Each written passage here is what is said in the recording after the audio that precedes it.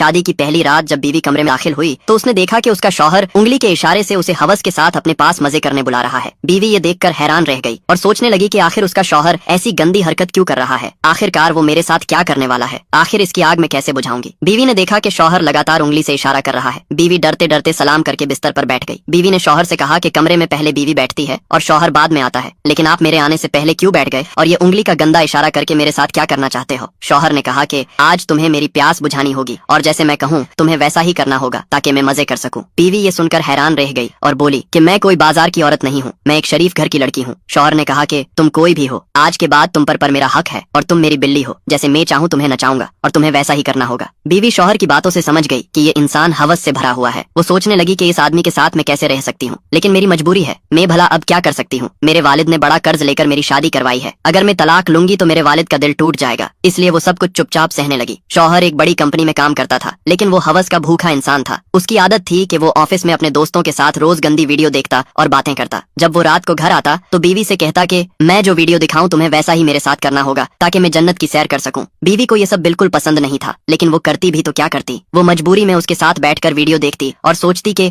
ये आदमी है या जानवर, आखिर इसकी हवस खत्म क्यों नहीं होती। मैं इसकी बीवी हूँ, कोई बाजार की तवाइफ नहीं। हर रात वो बीवी के पास आता और उसे फोन में अलग अलग वीडियो दिखाता और कहता कि आज भी ऐसा ही करना है। बीवी उसकी इस रोज की आदत से तंग आ चुकी थी। वो नहीं समझ पा रही थी कि अब वो क्या करे। ये एक ऐसी बात थी जिसे वो किसी से कह भी नहीं सकती थी। एक रात जब शौहर उसके पास आया तो बीवी ने उसे मना कर दिया और कहा, क्या मैं तवायफ हूँ जो तुम मुझसे ये सब करवाना चाहते हो? मैं एक नेक औरत हूँ, मुझे ये सब पसंद नहीं है। जब बीवी मना करती तो शौहर गुस्से में आ जाता और कहता, मैं तुम्हें यहाँ क्यों लाया हूँ, तुम्हें मेरी इच्छाएं पूरी करनी होंगी। बीवी उसे बिना कुछ कहे कमरे से बाहर निकल जाती है और फर्श पर सो जाती है। शौहर इतना जालिम था कि जब बीवी मना करती तो वो जानबूझकर उसे परेशान करता। वो हर छोटी बात पर बीवी से झगड़ा करता। जब बीवी कुछ सामान मंगाती तो शौहर गुस्से में कहता, अपने बाप से कहो कि तुम्हारा सामान लाए, मेरे पास पैसे नहीं हैं। अब बीवी समझ चुकी थी कि अगर उसे इस घर में रहना है तो वो जो कहे वही करना होगा, नहीं तो उसका जीना मुश्किल हो जाएगा। जब शौहर नाराज होकर रात को कमरे में आता तो बीवी मुस्कुराते हुए उसके पास चली जाती और मजबूरी में कहती, बताओ आज क्या करना है। शौहर ये सुनकर बड़ा खुश हो जाता और कहता, आ जाओ जल्दी से और मेरी आग को ठंडा कर दो। एक दिन जब शौहर ऑफिस से लौटा तो फौरन वो बीवी के पास आया और कहा, देखो मैं एक पूरा मेमोरी कार्ड भर कर लाया हूँ, इसमें सारी वीडियो है, तुम्हें ये सब देखनी है और हर रात मुझे खुश करना होगा। बीवी ये सुनकर बहुत गुस्से में आ गई। उसने शौहर को धक्का दिया और कहा, क्या तुमने मुझे कोई रखैल समझ के रखा है जो तुम्हारे इशारे पर नाचूं?